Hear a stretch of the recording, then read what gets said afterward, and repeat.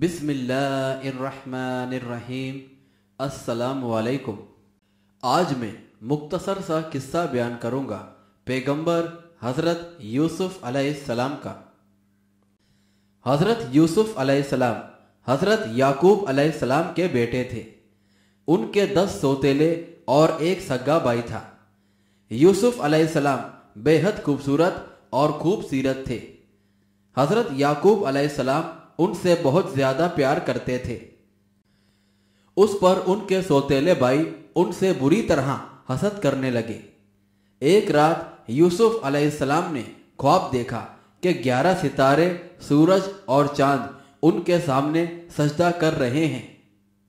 انہوں نے یہ خواب اپنے والد کو سنایا تو والد نے انہیں تاکید کی کہ یہ خواب بھائیوں کو نہ سنائیں، کہیں وہ ان کو نقصان پہنچانے کی سازش نہ کر لیں۔ ان کے بھائی مسلسل حسد کی آگ میں جلتے رہے۔ ایک روز بھائیوں نے منصوبہ بنا کر والد سے کہا کہ وہ ان کے بھائی یوسف کو بھی اپنے ہمراہ بھیج دیں تاکہ وہ سیر و تفریح سے اپنا جی بہا لے۔ والد نے ان کے اصرار اور یقین دہانی پر انہیں یوسف علیہ السلام کو ساتھ لے جانے کی اجازت دے دی۔ ساتھ لے جانے کے بعد انہوں نے اپنے منصوبے کے تحت حضرت یوسف علیہ السلام کو ایک گہرے کنویں میں پھینک دیا اور یوسف علیہ السلام کی قمیص پر جھوٹا خون لگایا اور واپس جا کر والد کو وہ خون آلودہ قمیص دکھاتے ہوئے بتایا کہ یوسف کو ایک بھیڑیا کھا گیا ہے۔ حضرت یعقوب علیہ السلام کو ان کی شرارت کا اندازہ ہو گیا اور انہوں نے صاف کہہ دیا، جیسا کہ سورہ یوسف میں اللہ تعالیٰ فرماتا ہے، حقیقت حال یوں نہیں ہے بلکہ تمہارے دلوں نے تمہارے لیے ایک بری بات آراستہ کر دی ہے، لہذا صبر ہی بہتر ہے، اور اس بات پر جو تم بیان کرتے ہو اللہ ہی سے مدد مطلوب ہے۔ بہرحال ادھر یہ ہوا کہ یوسف علیہ السلام جس کنویں میں پڑے ہوئے تھے اس کے قریب ایک قافلہ آ رکا۔ انہوں نے پانی نکالنے کے لیے کنویں میں ڈول ڈالا تو یوسف علیہ السلام اس ڈول میں بیٹھ گئے۔ جب اوپر پہنچے تو ڈول کھینچنے والے نے دیکھا کہ اس ڈول میں ایک ننھا سا خوبصورت بچہ بیٹھا ہوا ہے۔ وہ پکار اٹھا، واہ، یہ تو لڑکا ہے۔ چنانچہ اہل قافلہ اس لڑکے کو اپنے ہمراہ مصر لے گئے اور اسے مصر کے عزیز سب سے زیادہ اختیار رکھنے والے نائب سلطنت کے ہاتھوں معمولی سی قیمت یعنی گنتی کے چند درموں کے عوض فروخت کر دیا۔ بہرحال یوسف علیہ السلام جوانی کی دہلیز پر پہنچے تو آپ کا حسن و جمال اور مردانہ وجاہت اپنے عروج پر تھی۔ عزیز مصر کی بیوی نے بار بار آپ کو ورگلانے کی کوشش کی لیکن ناکام رہی اور یوسف علیہ السلام اس کی چال میں نہ آئے۔ اس پر اس نے انتقامی طور پر یہ کہانی گھڑی کہ یوسف علیہ السلام نے اس کے ساتھ دست درازی کی کوشش کی ہے۔ اگرچہ اس عورت کی بات جھوٹی ثابت ہو گئی لیکن اس کا یہ نتیجہ ضرور نکلا کہ وہ جیل میں ڈال دیے گئے، اور جیل میں بھی ان کا طرز عمل مثالی رہا اور وہ اپنے ساتھی قیدیوں کی دینی اور اخلاقی تعلیم و تربیت کرتے رہے۔ ان کی صداقت اور شفقت کے قصے مشہور ہو گئے۔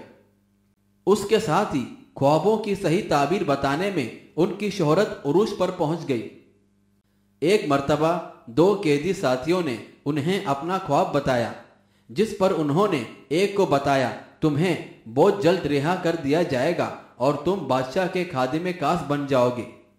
چنانچہ ایسا ہی ہوا اور وہ جلد رہائی پا گیا اور بادشاہ نے اسے شراب پیش کرنے کی خدمت پر مامور کر دیا، اور دوسرے کے خواب کی یہ تعبیر بتائی کہ تمہیں عنقریب سولی پر لٹکا دیا جائے گا اور پرندے تمہارا سر نوچ کھائیں گے، اور اس کے ساتھ بھی بالکل وہی ہوا جس طرح آپ نے بتایا تھا۔ بہرحال یوسف علیہ السلام ابھی جیل میں ہی تھے کہ شاہ مصر نے ایک خواب دیکھا جس پر وہ بے حد پریشان ہو گیا۔ بادشاہ کے درباریوں میں سے کوئی بھی اس کی تعبیر نہ بتا سکا۔ اس پر उस शराब पेश करने वाले को अपने जेल के दिन और अपने ख्वाब की ताबीर दुरुस्त निकालने का वाकया याद आ गया। उसने जेल में हजरत यूसुफ अलैहिस्सलाम से जाकर मिलने की इजाजत मांगी और जाकर बादशाह के ख्वाब की ताबीर पूछी। यूसुफ अलैहिस्सलाम ने जो कुछ बताया वो उसने बादशाह के सामने पेश कर दिया। बादशाह इस पर बहुत मुतासिर हुआ। पैगंबर यूसुफ अलैहिस्सलाम ने बादशाह की ख्वाब की ये ताबीर बताई थी कि मुल्क में 7 साल के लंबे अरसे का कहत पड़ेगा। आपने उससे पैदा होने वाले मसाइल का हल भी ख्वाब की ताबीर करके बता दिया। बादशाह इतना मुतासिर हुआ कि उसने उन्हें फौरन रिहा करके अपने पास लाने का हुक्म दे दिया और यूसुफ अलैहिस्सलाम ने रिहाई से इनकार कर दिया और अपने खिलाफ लगाए गए इल्जाम की तहकीकात का मुतालबा कर दिया। वो चाहते थे कि इस केस का सही फैसला अवाम के सामने आ जाए और उन्हें बाकायदा तौर पर बेगुनाह करार दिया जाए। चुनाचा बादशाह ने तहकीक कराई। यूसुफ अलैहिस्सलाम की बेगुनाही वाज़ेह हो गई। उसके बाद यूसुफ अलैहिस्सलाम की तजवीज़ पर उन्हें मुल्की खजाने और गल्ले के गोदामों का इंचार्ज बना दिया गया। यूसुफ अलैहिस्सलाम ने मुल्क में शदीद कहत पड़ने की जो पेश गोई की थी वो पूरी हो गई और कहत दूर दूर तक फैल गया। उसके असरात यूसुफ अलैहिस्सलाम के आबाही इलाके में पहुंच गए। यूसुफ अलैहिस्सलाम की तदाबीर ने बेशुमार इंसानों को मौत के मुंह में जाने से बचा लिया। गोदाम भरे हुए थे। लोग दूर दूर से गंदुम खरीदने के लिए मिस्र आ रहे थे। इस घर से आने वालों में यूसुफ अलैहिस्सलाम के भाई भी थे। ये दरअसल अल्लाह की तदबीर थी। वो उनके भाइयों को भी गल्ले के उसूल के लिए उनके पास ले आया।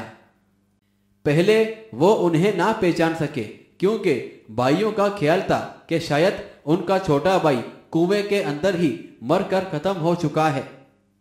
बहरहाल कुछ अरसे बाद उन पर बात खुल गई कि आज हम जहां से गल्ला ले रहे हैं उस मुल्क के मुख्तार हाकिम यूसुफ अलैहिस्सलाम ही हैं। उस पर वो बेहद शर्मिंदा हुए और अपनी मकरू साजिश की माफी मांगी। यूसुफ अलैहिस्सलाम ने बड़ी फराग दिली से उन्हें माफ कर दिया। फिर उन्होंने भाइयों से कहा कि तुम मेरे जिंदा होने और इस मर्तबे पर फायज होने की इत्तला मेरे वालिद हजरत याकूब अलैहिस्सलाम को पहुंचाओ और ये मेरी कमीज ले जाओ। उसको वालिद साहब की आंखों पर डालोगे तो उनकी बीनाई लौट आएगी और उसके बाद सब अहलो अयाल को लेकर मिस्र चले आना। जब यह खुशखबरी याकूब अलैहिस्सलाम को पहुंची तो वो बेहद खुश हुए और यूसुफ अलैहिस्सलाम की कमीज हजरत याकूब अलैहिस्सलाम की आंखों पर डाली गई तो अल्लाह ताला ने उनकी बेनाई भी बेहाल कर दी, जो अपने बेटे के गम में मुसलसल रोने से जायल हो गई थी।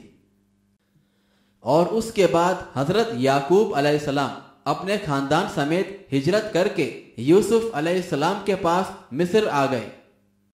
वहां तवील अरसे की जुदाई के बाद मिलने से सारा खानदान खुश हो गया और यूसुफ अलैहिस्सलाम का ख्वाब भी पूरा हो गया। हजरत यूसुफ अलैहिस्सलाम इस अजमत और बेपनाह इक्तदार को पहुंचने के बावजूद वो अल्लाह ताला के बेहद शुक्रगुजार और ताबे फरमा पैगंबर थे।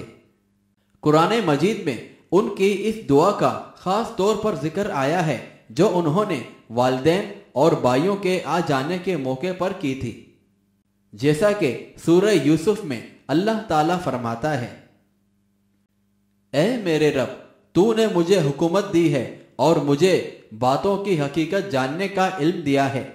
ए आसमान और जमीन को पैदा करने वाले, तू ही दुनिया और आखिरत में मेरा कारसाज है। तू मुझे इस्लाम पर मौत दे और सालिहीन के साथ शामिल कर।